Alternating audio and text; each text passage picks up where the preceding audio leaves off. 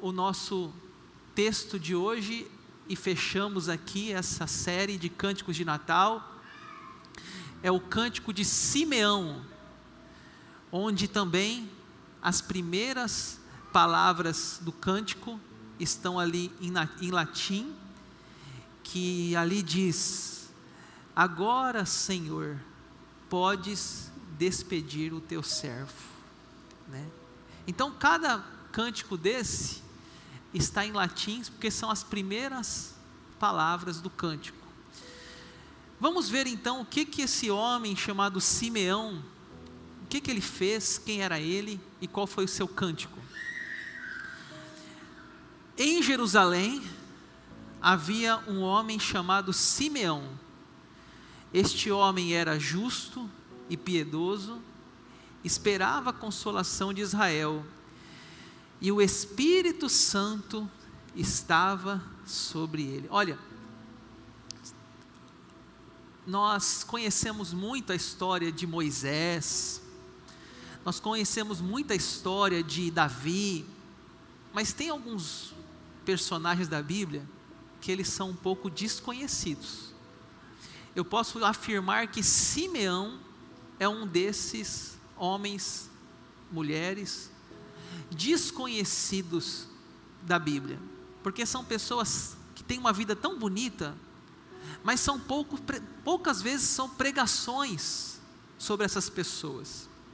Poucas vezes um pastor, um culto, fala sobre alguns homens e mulheres da Bíblia, porque eles estão assim meio escondidos em uma passagem ou outra, mas que fala de algo tão especial dessas pessoas, que olha o que diz desse homem: ele era um homem justo e piedoso, e o Espírito Santo estava sobre ele.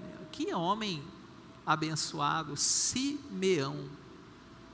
Vamos ver então as características dele ainda nesse tópico. Ele era justo e piedoso. O que é uma pessoa justa? Uma pessoa justa é uma pessoa que vive de acordo com a lei de Deus. Isso é chamado justo. Ele vive de acordo com a lei. Tem os mandamentos, ele procura viver buscando na sua vida moral a vida correta. Isso é justo. O que é piedoso? Piedoso é aquela pessoa que busca uma vida de oração, uma vida de comunhão com Deus, de leitura bíblica, de jejuns. Então ele era justo e piedoso, primeira característica. Segunda característica dele, ele esperava a consolação de Israel. O que é isso? Ele esperava o Messias. Ele esperava o dia que viria o Cristo, o dia que as promessas do Antigo Testamento iam se cumprir, e Israel seria o quê? Consolado, seria liberto das mãos dos romanos. Ele esperava as promessas de que um menino ia nascer, o seu nome seria Conselheiro, Deus Forte, Pai da Eternidade, Príncipe da Paz. Nós estamos falando de Isaías, capítulo 9. Então ele esperava as promessas de Israel. E último destaque: o Espírito Santo estava sobre ele. Gente, essa característica é fantástica. Se você falar assim, o Espírito Santo estava sobre aquela pessoa, essa é uma qualidade magnífica. O que é o Espírito Santo? Ele tinha a presença do próprio Deus na vida dele. Ele agia guiado por Deus. Tudo que ele fazia era pela voz do Espírito Santo orientando ele: faz isso, faz aquilo, age assim, age daquela forma. Espírito Santo era o seu orientador. Vamos ver o próximo. Verso 26. Ele tinha recebido, olha que lindo, gente, uma revelação do Espírito Santo de que não morreria antes de ver o Cristo do Senhor. ele recebeu o quê? Uma revelação. O que é uma revelação, gente? Um sonho, uma visão, uma mensagem celestial de um anjo. Ele recebeu uma revelação. Ele viu algo além do que os olhos humanos podem ver. Isso é uma revelação.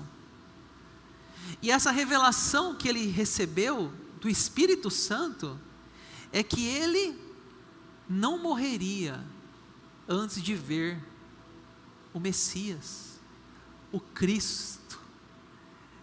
Ele tinha uma intimidade tão grande com o Espírito Santo, que o Espírito Santo falou para ele: olha, vai acontecer isso com você. É muito comum as igrejas neopentecostais, vamos assim dizer, umas revelações assim meio estranhas, umas revelações assim: Deus está me revelando que você esse ano vai ficar rico, que você esse ano vai comprar uma casa, sabe? É tudo relacionado a bens, dinheiro, finanças, prosperidade. E aqui não. A revelação genuína não está relacionada somente com bens materiais. A revelação genuína que ele recebe é que ele veria o Messias. Eu acredito em revelação, mas eu acho que também hoje tem muitos exageros, muito barulho. Tem a famosa profecia e tem a famosa profetada. Profetada é aquela que não é de Deus. Deus está me revelando que você vai casar com a minha filha. Umas coisas assim que a gente vê num ambiente neopentecostal, assim, meio estranho. Deus está me revelando que você vai dar um carro para a igreja. Sabe? Coisas assim que a gente... é barulho estranho. Não é uma revelação pura, genuína, uma revelação que edifica, que traz uma mensagem de fé. E a gente tem que separar o que é profecia verdadeira e o que é uma profetada, o que é aquilo que é do humano, do carnal. Mas aqui não, ele realmente era um homem que tinha o Espírito Santo e que ele recebeu uma revelação genuína. E essa revelação genuína era que ele veria Jesus Cristo nessa terra. Pode passar. Movido pelo Espírito, ele foi ao templo, quando os pais trouxeram o menino Jesus para fazerem com ele o que a lei ordenava. Mais uma vez aparece o Espírito Santo. Movido pelo Espírito Santo, ele foi ao templo. O Espírito Santo falou assim: é hoje. Hoje é o dia daquilo que eu te prometi, meu filho, que você veria o Messias. Hoje é a data, vai ao templo. O Espírito Santo fala conosco. O Espírito Santo fala, a voz do Espírito Santo está ainda hoje falando conosco. E aí esse homem obedece e ele vai. E quando ele chega lá no templo, o que acontece? Está lá José, está lá Maria e está lá o menino Jesus. Olha que dia maravilhoso. Aí deixa eu te falar uma coisa aqui. Para fazerem com ele o que a lei ordenava. Deixa eu explicar que é importante, porque aqui vai entrar muita ideia do batismo infantil e da questão de apresentar as crianças na igreja. Algumas pessoas vão dizer: olha aí, pastor, quando Jesus nasceu, ele foi apresentado no templo. Não.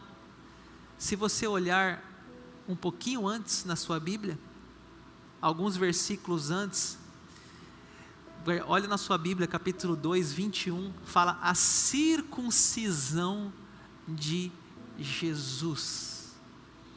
Quando Jesus nasceu, Lucas 2:21, completados 8 dias para ser circuncidado, o menino, deram-lhe o nome de Jesus. Jesus foi circuncidado. Circuncidado. Por quê? Porque ele estava na antiga aliança ainda, ele estava na transição da antiga aliança para a nova aliança. Então Jesus, ele foi circuncidado e depois ele foi batizado por João Batista. Depois de Jesus, agora não fazemos mais a circuncisão, fazemos só o batismo. Mas Jesus, com 8 dias de vida. E o que aconteceu agora no templo? Passa para mim. Passa de novo. Mais um. Aconteceu agora no templo 2 questões da lei. Primeiro, a lei do resgate do primogênito. Jesus era o filho primogênito. Sabe o que é primogênito? O primeiro. Quando uma família tinha o seu primeiro filho, eles tinham que levar ao templo e eles tinham que pagar uma oferta, porque de Deus é o primeiro filho. Isso está lá desde Moisés, Êxodo 13. Todo o primeiro filho é meu. Você quer ficar com seu filho? Então me dá uma oferta. Todo primeiro filho pertence a Deus. Você quer ficar com ele? Uma oferta. É assim que é a lei do resgate. Então, o primeiro fator da Maria e José irem com Jesus no templo era a lei do resgate do primogênito. E o segundo fator deles irem ao templo era a lei da purificação da mãe após o parto. De acordo com essa lei, quando uma mulher tinha um filho, ela ficava impura. Após esse período, ela era obrigada a oferecer uma oferta ao Senhor. Então, o ato deles irem ao templo não é para apresentar Jesus. O ato deles irem ao templo é para cumprir o mandamento do resgate e da purificação. Se ele fosse o segundo filho, não teria apresentação no templo. Se ele fosse o terceiro filho, não teria apresentação no templo. Só teve apresentação no templo porque ele era o primeiro filho. O que aconteceu com Jesus de apresentação, entre aspas, que as igrejas chamam de apresentar, é a sua circuncisão. Por isso, papai e mamãe que está aqui hoje, eu lhes garanto, o batismo infantil é extremamente bíblico. Eu fiz uma pesquisa exaustiva aqui, antes de trazer para vocês esse assunto. O batismo infantil é bíblico. Jesus, quando nasceu, foi circuncidado com 8 dias de vida. Não perguntaram, você quer ser circuncidado, Jesus? Não, ele foi circuncidado. E mais, se Jesus fosse o segundo filho, ele não iria no templo. Ele só foi no templo porque ele era o primeiro filho. Então, se você ainda advoga a ideia da apresentação, então você só vai apresentar o primeiro, o segundo você não vai. E nem o terceiro. Quem tem 3 filhas, 5 filhos, 10 filhas, só o primeiro. Depois não vai mais. Pode pesquisar, pega esse texto aqui e vai pesquisar nessa semana. Você vai ver. O batismo infantil tem embasamento bíblico, teológico. A apresentação infantil não tem embasamento bíblico teológico. Não tem. Você pode até apresentar seu filho, e lá na frente, eu apresento aqui, só se ele for primogênito, tem que dar uma oferta ainda, se não der oferta, fora. Tá? Então, fique tranquilo, você papai e mamãe que batizou seu filhinho aqui na igreja presbiteriana, você pode ficar tranquilo que nós estamos caminhando na maneira bíblica e teológica sadia. É só você pesquisar, comentários bíblicos, você vai encontrar tudo que eu estou falando aqui, com muita segurança no Evangelho de Lucas aqui, para aqueles que têm dúvida se fizeram bem ou mal batizar o seu filhinho recém-nascido. Versículo 28. Passa. Simeão o tomou nos braços e louvou a Deus, dizendo: agora, Senhor, pode despedir em paz o teu servo, segundo a tua palavra, porque os meus olhos já viram a tua salvação, o qual preparaste diante de todos os povos, luz para a revelação aos gentios e para a glória de todo o povo de Israel. Aí aqui nós chegamos no cântico dele. Aqui nós chegamos então finalmente no tema da mensagem. Ele tomou Jesus nos seus braços e ele disse: agora, Senhor, podes despedir em paz o teu servo. Sabe o que ele disse? Deus, estou pronto para morrer, pode me levar, já estou preparado para a minha morte, já realizei o meu sonho. Olha que sonho, né? O sonho de ver Jesus Cristo. Nossos sonhos são tão menores do que o dele, né? Tão pequenos nossos sonhos. O sonho dele era simplesmente ver Jesus. Então, ele expressa o seu cântico, né? Ele expressa o seu louvor, que é muito lindo. Vou ler de novo o cântico dele então, para a gente memorizar. Agora, Senhor, podes despedir em paz o teu servo, segundo a tua palavra, porque os meus olhos já viram a tua salvação, a qual preparaste diante de todos os povos, luz para a revelação aos gentios e para a glória do teu povo de Israel. Esse é o cântico de Simeão. Verso 33. E o pai e a mãe do menino, quem que é? É o José e a Maria, estavam admirados com o que se dizia a respeito dele. Gente,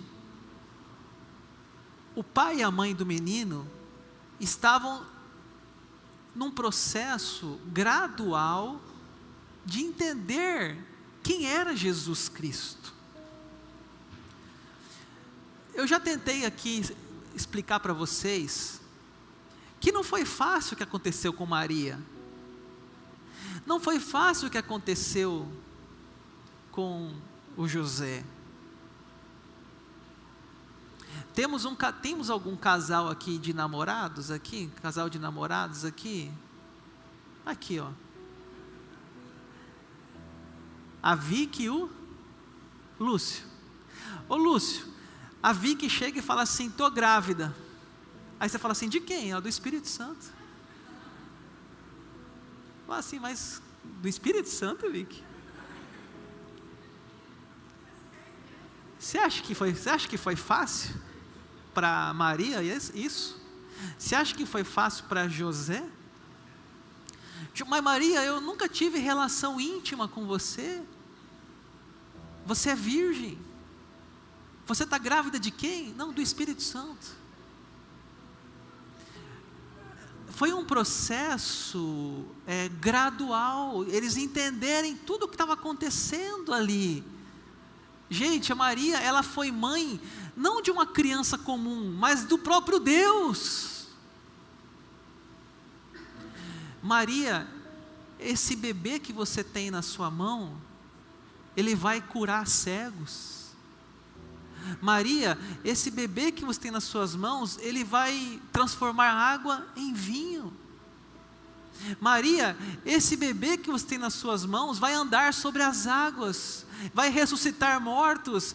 Maria, esse bebê é o Filho de Deus. Gente, a cabeça dela acho que entrou em parafuso. Esse bebê, Maria, é o seu Salvador. Vou repetir: esse bebê é o seu Salvador. Gente, era uma coisa muito difícil. O que fala aí? O pai e a mãe do menino estavam o quê? Admirados. Por quê? como que um homem chega lá, pega o bebê na mão e começa a dizer, agora posso morrer, está tudo bem? Que morrer, Senhor? Fica vivo aí mais um pouco, peraí, não morre não. Não, eu posso morrer porque eu já vi Jesus. Gente, era uma loucura na cabeça da turma.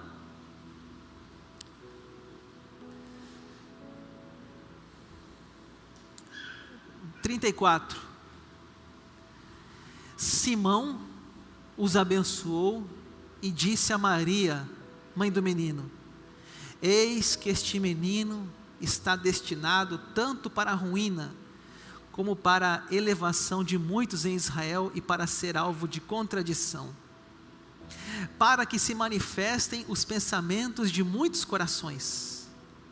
Quanto a você, Maria, uma espada atravessará a sua alma. Olha esse texto, gente.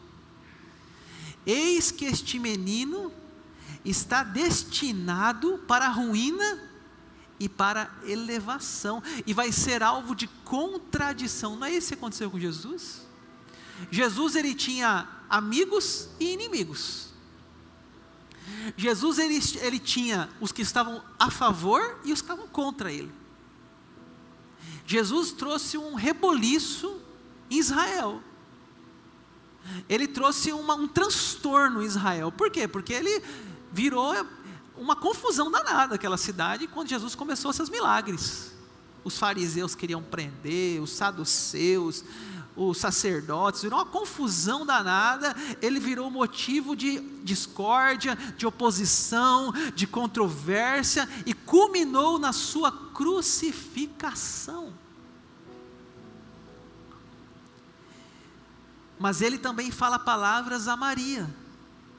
Gente, lembre que Jesus é uma criança, ainda não havia feito nenhum milagre, ainda não havia chegado aos seus 30 anos, ele era um bebê ali, e ali ele está falando profecias, e ele fala: você, Maria, uma espada atravessará a sua alma.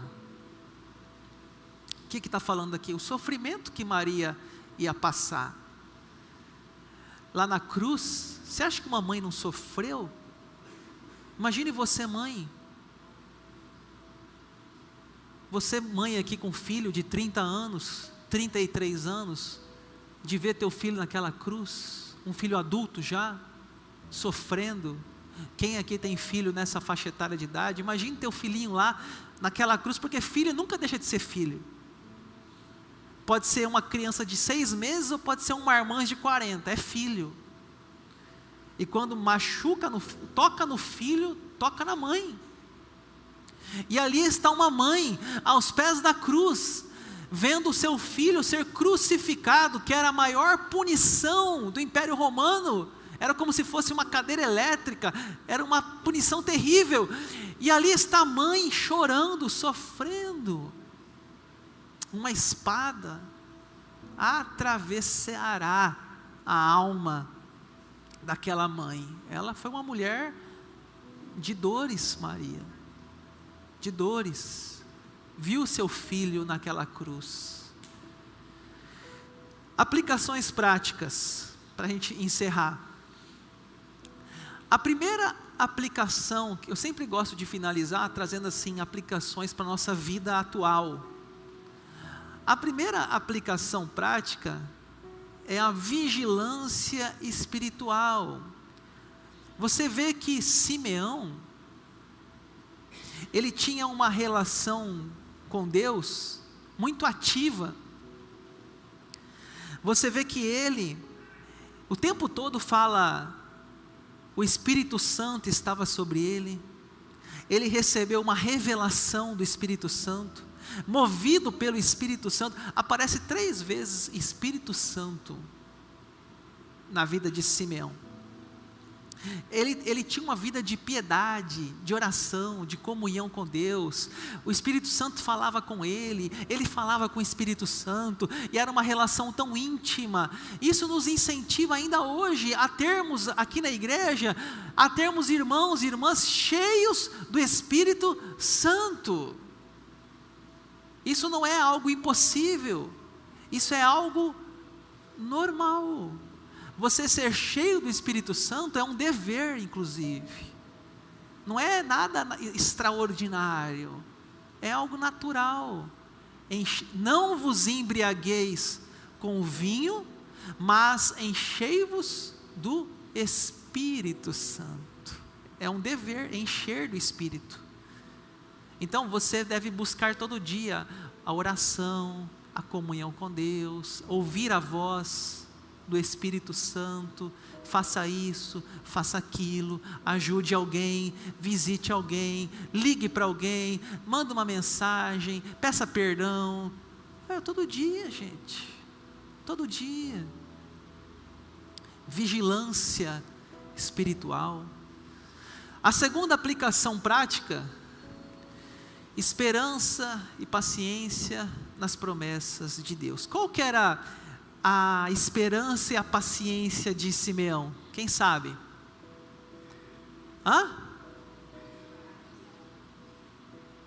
Eu não consigo ouvir. Alguém falou aí, mas não sei de onde veio a voz. Ver Jesus. Essa era a esperança e a paciência de Simeão. Ver Jesus. E sabe qual que é a nossa esperança e paciência hoje? Quem sabe? A volta de Jesus. Essa é a nossa esperança e paciência. Não, pastor, fala para Jesus não voltar não, eu quero casar ainda. Não, pastor, fala para Jesus não voltar ainda, que eu quero ter filho. Aí então, se for cada um for fazer seu sonho aqui, não vai voltar nunca, porque toda hora tem gente casando, tem tendo filho, tendo neto, bisneto.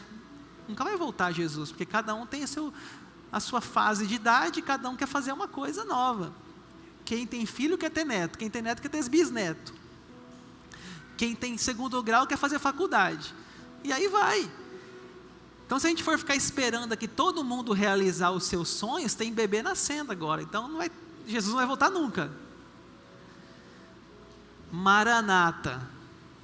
Ora vem, Senhor Jesus. Essa é a nossa expectativa e esperança hoje. Jesus volta. Eu quero ver ainda em vida a tua volta, Jesus. Será que alguém faz essa oração aqui?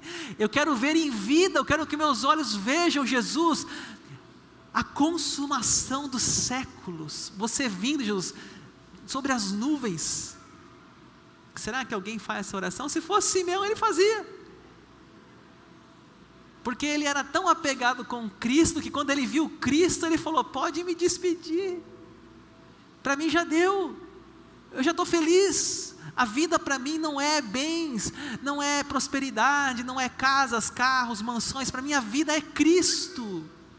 Pode despedir o teu servo. A terceira e última, o cultivo de uma vida de louvor e adoração. O Simeão, ele pega a criança nos seus braços e ele faz um louvor a Deus. Ele faz uma oração, ele faz um cântico. E irmãos, a nossa vida, ela tem que ser todo dia, em cada momento, desde um nascimento até uma morte de alguém. Tudo é momento de agradecer. Quando uma pessoa morre, nós podemos agradecer pela vida que ela teve, pelos anos que Deus concedeu ela em nosso meio. Nós podemos agradecer em tudo, na alegria, na tristeza, nas vitórias e derrotas, porque em tudo Deus está conosco. Todos os momentos Deus está presente. Enquanto você... Aí você fala assim, pastor, mas eu não tenho tempo para orar. Pastor, eu não tenho tempo de ler a Bíblia. Pastor, eu não tenho tempo disso, daquilo. Gente, você pode fazer assim, fazer uma caminhada na rua, agradecendo a Deus. Você pode fazer enquanto lava uma louça, você pode fazer a sua oração. Enquanto você faz qualquer ato do seu dia, no seu escritório, no seu consultório.